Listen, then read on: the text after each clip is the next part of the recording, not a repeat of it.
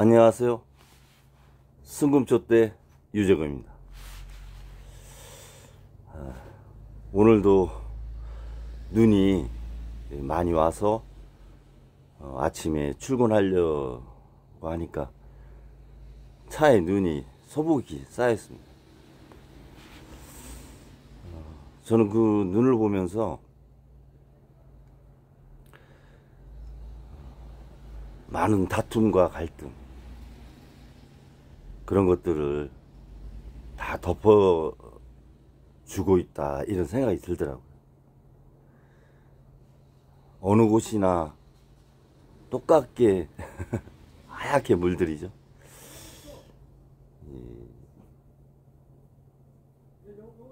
순수하죠, 그런 면에서 눈은.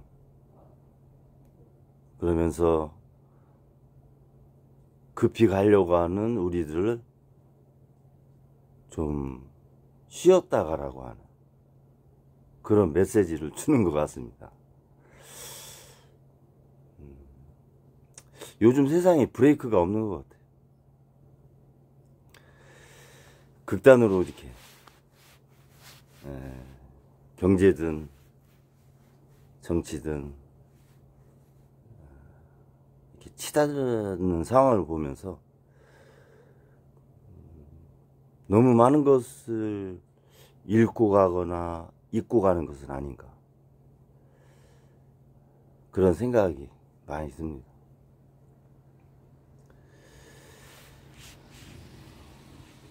독일이 어렵죠. 우리 한국도 어렵습니다. 독일하고 한국은 많은 면에서 좀 비교할 수 있고 유사한 면이 있어. 독일도 전쟁이 있었고, 물론 주동자였죠, 독일은. 한국도 전쟁이 있었습니다.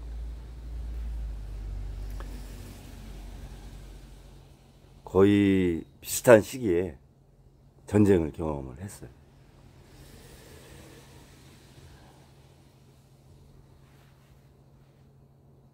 (80여) 년이 지난 지금에 돌이켜보면 독일은 경제적인 면에서 세계 3대 강국이 되어 있고, 한국은 10위권을 유지하고 있습니다. 전쟁으로 그렇게 피폐해진 나라를 전쟁이 없었던 나라보다도 더 빠르게 성장을 했는데요. 우리 한국은 수출 의존도가 한 75% 되죠. 독일은 80%입니다. 제일 높죠, 세계에서. 한국 2위. 제조업 중심의 수출 의존도가 높은 그런 나라입니다.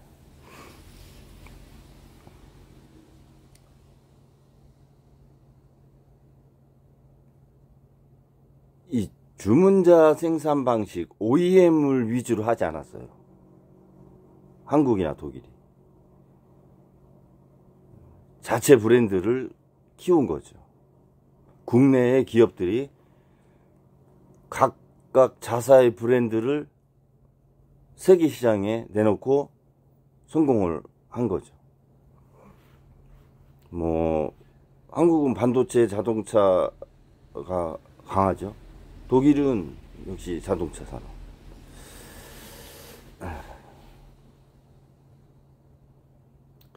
화학 산업도 강한데, 독일 같은 경우는 에너지 문제가 좀 큰 상황이죠. 러시아 의존도가 너무 높다 보니까 에너지에서 오는 리스크 관리가 안 돼서 전체적인 경제에 영향을 많이 받고 있는 실정입니다. 재생에너지 비율이 70% 정도 되죠. 그렇지만 천연가스 의존도가 러시아의 70% 정도 의존하다 보니까 우크라이나 전쟁 여파로 에너지난을 겪고 있는 상황이고, 트럼프 얘기 출범하면서 화석연료를 더 쓰자는 쪽으로 에너지 정책이 바뀌면서 그동안 투자해놨던 재생에너지 관련된 부분의 기업들이 지속적인 성장을 하는데 어려움이 좀 있는 부분도 있어요.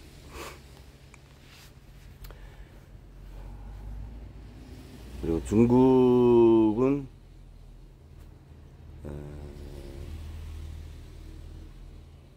세계의 공장이었죠. 중국도 제조업이 많이 발달했어요. 세계화가 된 이후에 한 20여 년 WTO에 2001년 가입하고서 코로나 이전까지 모든 분야의 제품을 중국에서 많이 만들었어요. 제조업이 많이 발달하고 그 과정에서 내수 시장이 상당히 커진 그런 나라입니다. 한 61%까지 내수 시장이 차지하죠. 경제. 중국 같은 경우는. 이제 독일은 중국 의존도가 높았어요. 자동차, 특히 화학 이런 부분이 높아서 미국의 제재 영향으로 또 한 번의 충격을 받는 거죠. 제조업으로서. 제조국가로서의 에너지 문제, 미국의 제재로 인한 중국 의존도의 역습,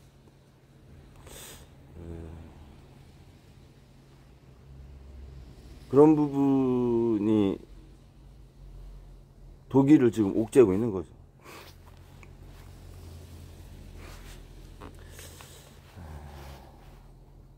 우리 한국 같은 경우는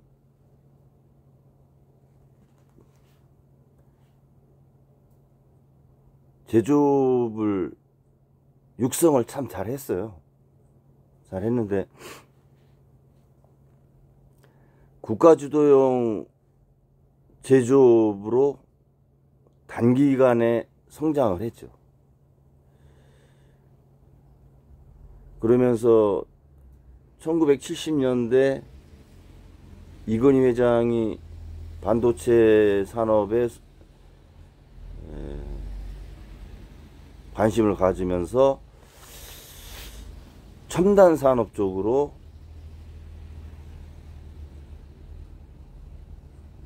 개발도상국이면서도 상당히 프레임을 전환을 빨리 한 겁니다. 그래서 한 30년, 40년을 세계 경제 시장에서 선도적으로 그렇게 이끌어 왔고 국가 발전도 했죠.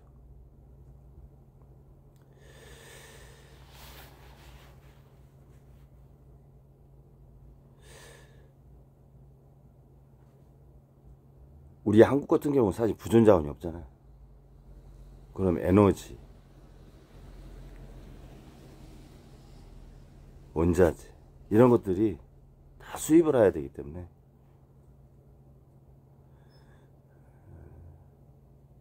물물교환이 활발하지 않으면 어려움을 겪는 나라입니다. 그런데 지금 트럼프 2기 같은 경우는 고립주의, 보호무역주의, 그런 방향을 가지고 가니까 어려움이 있는 거죠. 우리 한국 같은 경우.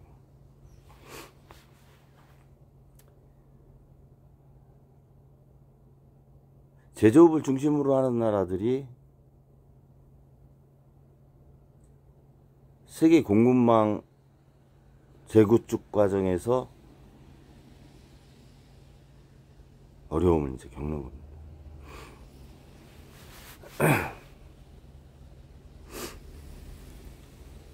근데 저는 이런 경제적인 부분도 상당히 중요하죠.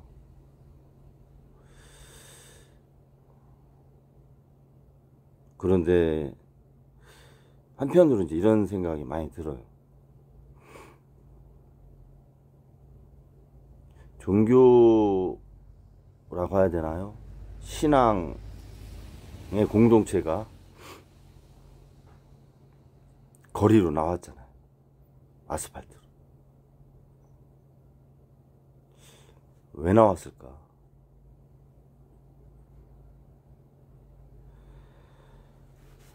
광화문에 계시는 분들이 신앙과 종교라고 하는 하나의 다 공동체의 구성원은 아니라고 봐집니다. 다른 공동체가 이렇게 혼합되어 있다고 이제 보는 거죠.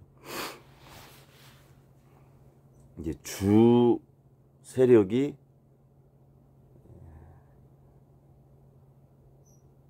종교를 뒷받침하고 있는 신앙의 공동체가 주도적인 역할을 하니까 이제 그런 말씀 드리는 건데,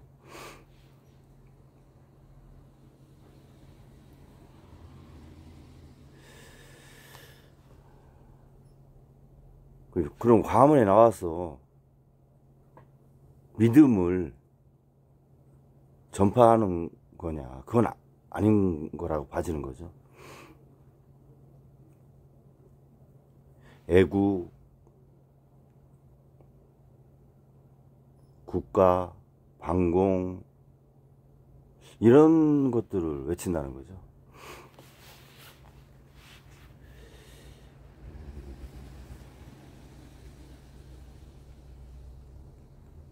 신앙이나 종교가 본연의 그러한 믿음의 생활을 벗어나서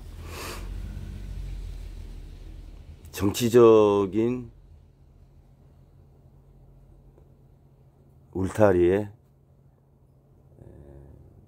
관심을 갖고 주도적인 역할을 하려고 하는 것은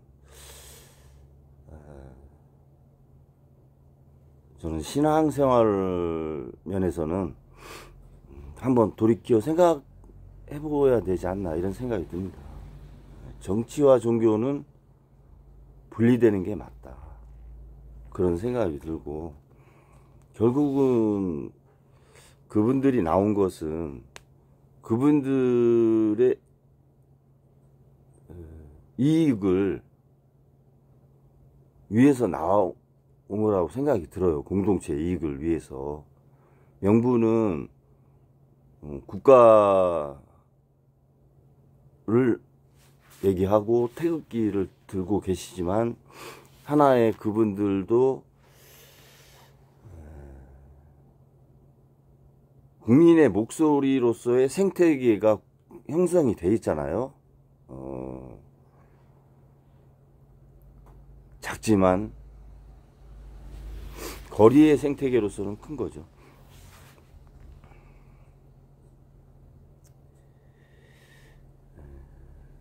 본인들이 갖고 있는 정치적인 목소리를 그렇게 거리에 나와서 외칠 수밖에 없는 정치 환경, 그 부분을 좀 바꿔야 되지 않느냐.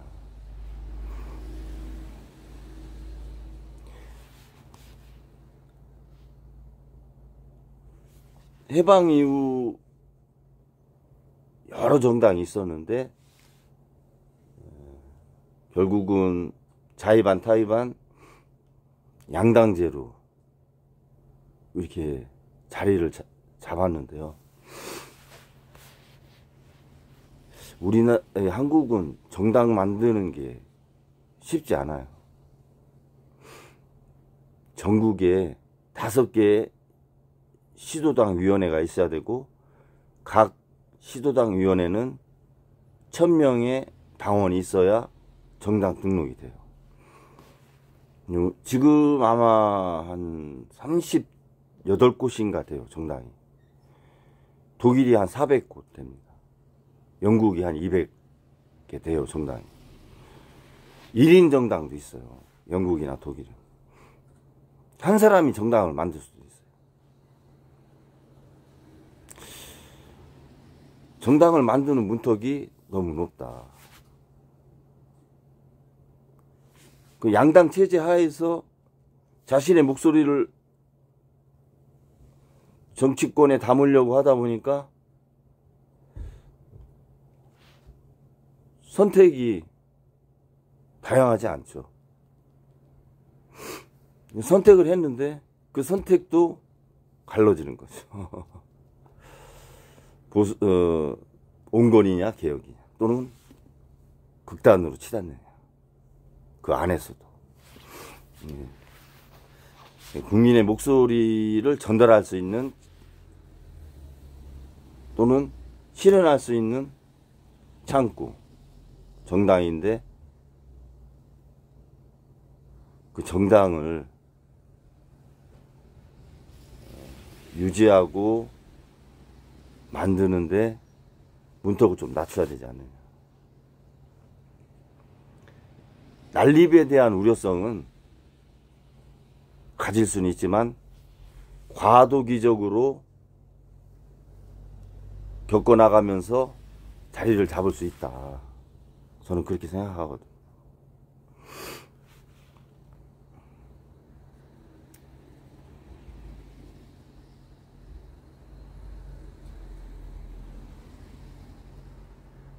청년 정치인들도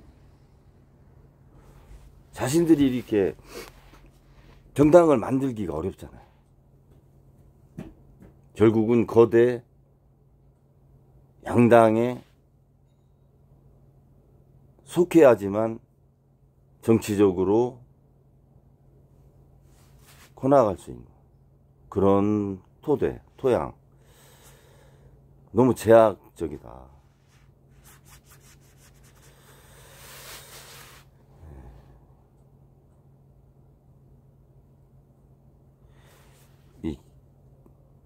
우리가 경제활동 면에서 보면 스타트 기업이 있죠. 유니온 기업. 10년 안에 1조를 매출하면 유니온 기업이라고 하죠. 스타트 기업에서 다 출발한 기업들 아닙니까? 조그만한 창고에서 1인, 2인이 출발해서. 정치도 저는 그렇게 토양이 돼야 되지 않느냐. 스타트업 정당. 한두 사람이 모여서 출발할 수 있어요. 그러면서 다수의 목소리를 대변할 수 있는 그 유니온 정당으로 커나갈 수가 있는 거예요. 그래야 젊은 청년분들이 정치권에 쉽게 접할 수 있고 입문할 수 있고 또 자신의 생각을 실현할 수 있다. 그런 생각이 많이 듭니다. 거리에 나오신 분들 집회하는 거 보면서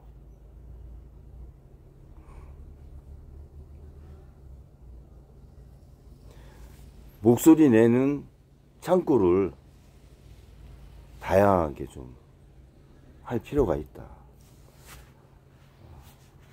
그런 생각이 많이 듭니다.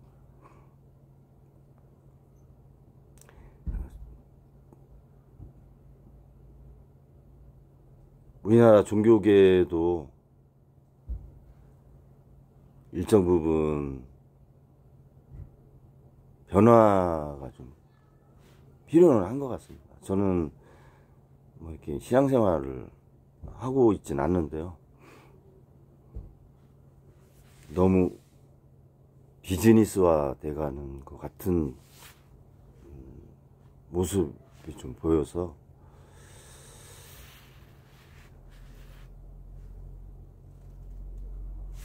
정화될 부분이 좀 있지 않느냐, 조심스럽게 그런 생각도 가져봅니다. 아무튼